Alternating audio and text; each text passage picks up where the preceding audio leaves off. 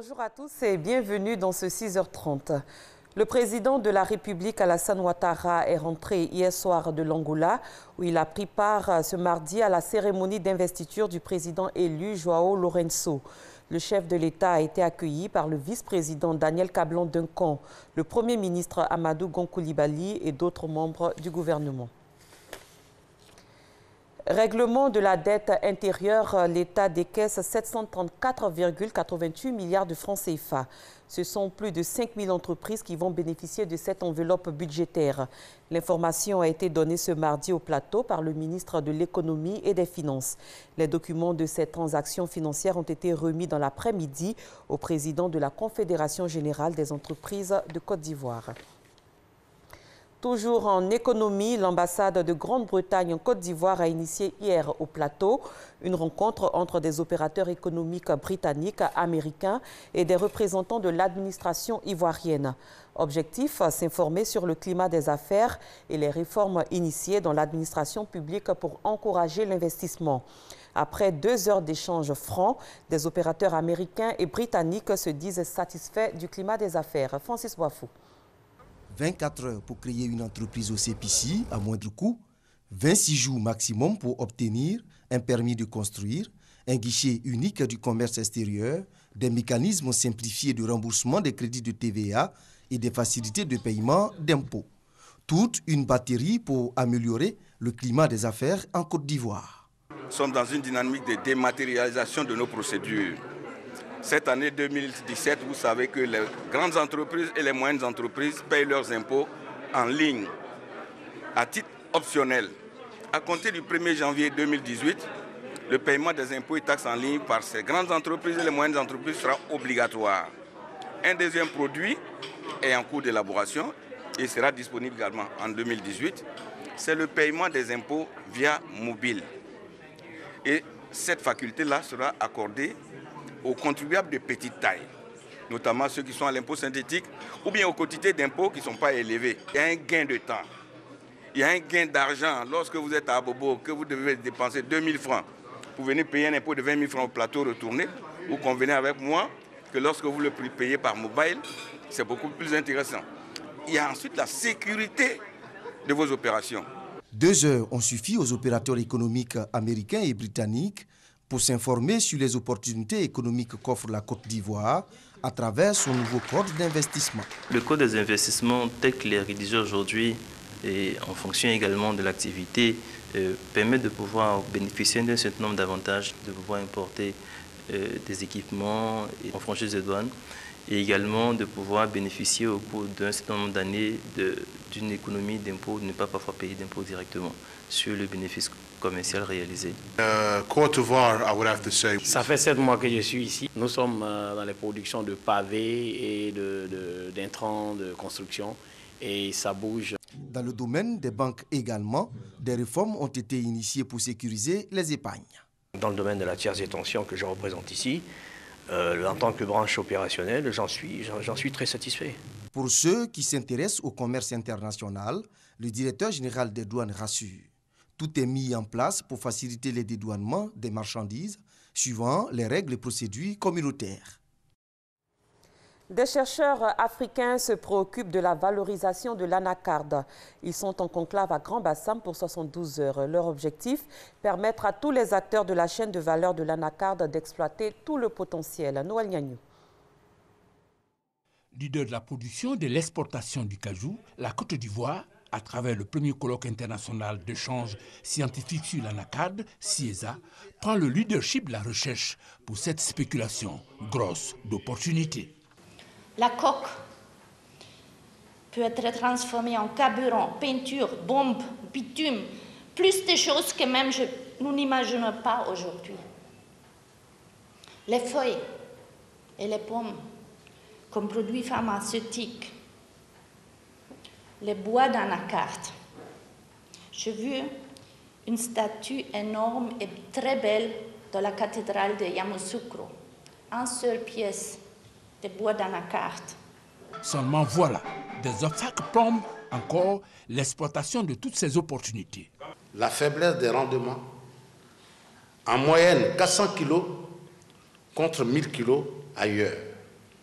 et le faible niveau de valorisation des produits de l'anacarde, taux de transformation inférieur à 10%.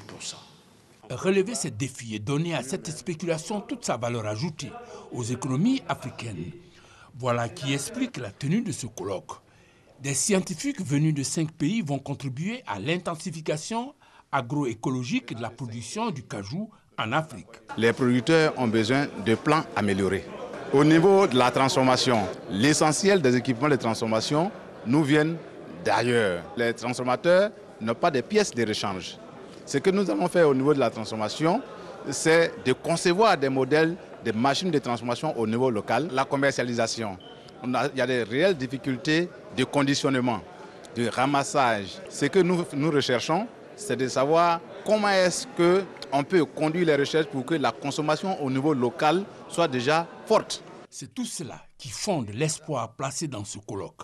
Espoir souligné par le représentant du ministre de la Recherche scientifique, Mme Liramata Bakayoko. En défense, une opération menée par l'état-major général des armées a permis d'interpeller des individus en possession d'importants matériels militaires, dont des armes de guerre, des plaques d'immatriculation, du matériel de transmission ce mardi.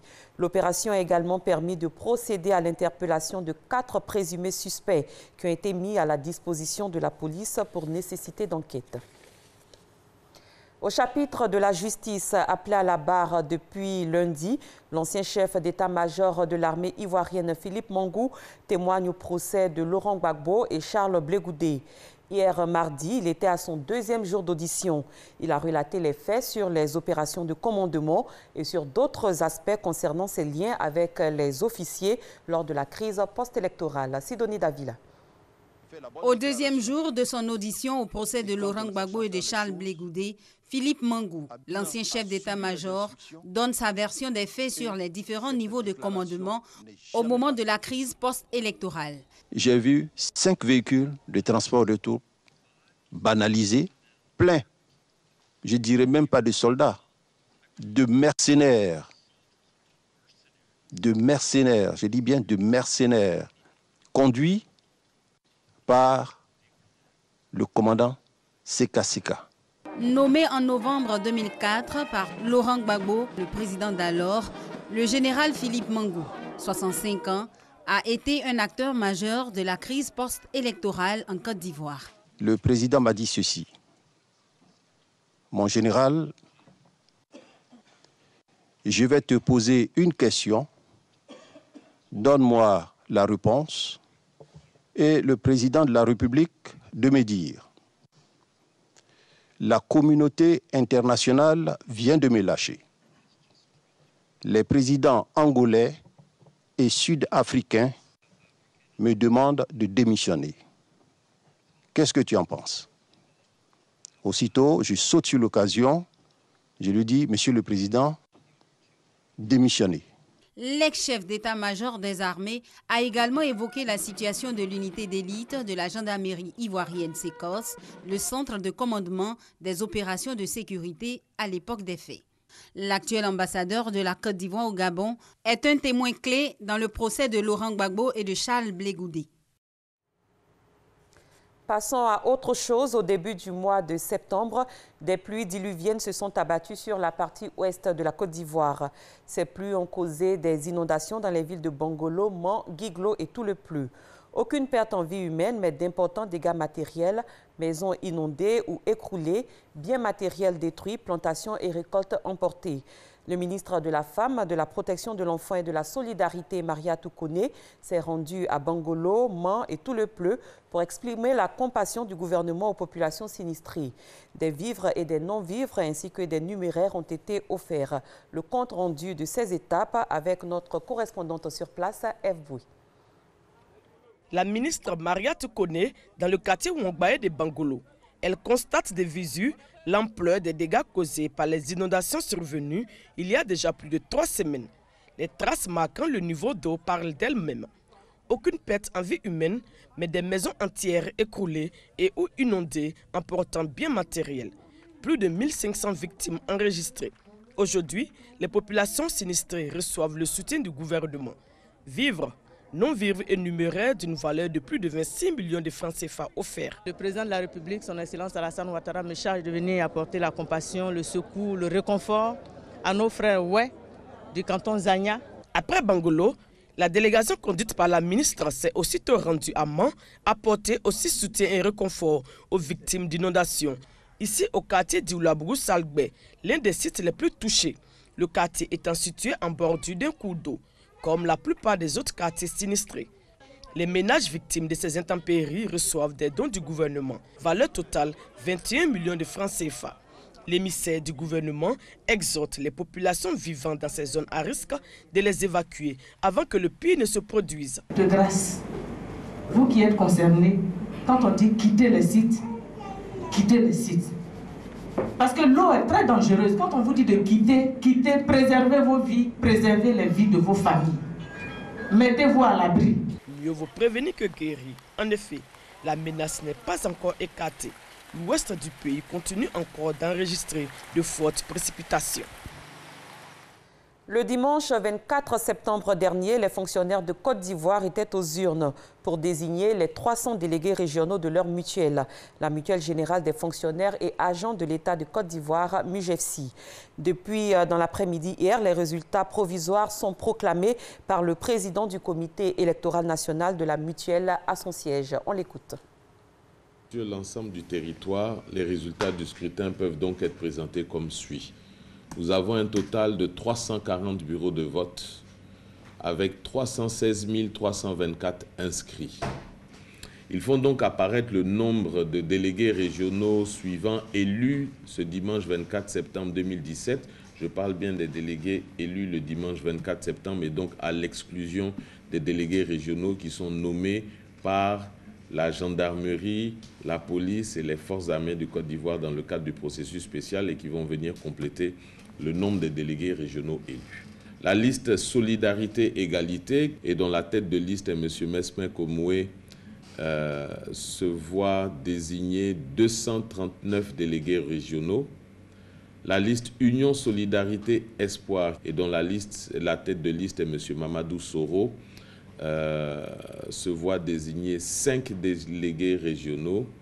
Et la liste Disponibilité, Solidarité, Entente, qui est une liste d'envergure locale, puisqu'on ne l'a vu apparaître que dans une seule section électorale, se voit désigner 2 délégués régionaux. Dès demain, mercredi 27 septembre 2017, s'ouvre la période des recours qui va courir jusqu'au mardi 3 octobre 2017. Le mercredi 4 octobre 2017, le comité électoral national se prononcera sur les recours dont il a été saisi et publiera alors les résultats définitifs du scrutin national du 24 septembre 2017. À présent, ces images, la première dame de Côte d'Ivoire, Dominique Ouattara, a reçu hier, à l'occasion d'une cérémonie organisée à son cabinet à Cocody, la sprinteuse ivoirienne Marie-Josée Talou, double médaillée d'argent aux récents mondiaux d'athlétisme de Londres.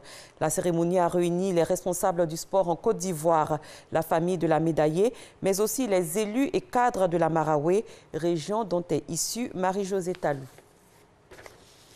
Dans l'actualité, à l'étranger, au Burkina Faso, au moins 2 gendarmes ont été tués et 2 autres blessés hier soir dans une embuscade tendue par des hommes armés contre un convoi de carburant d'une société minière.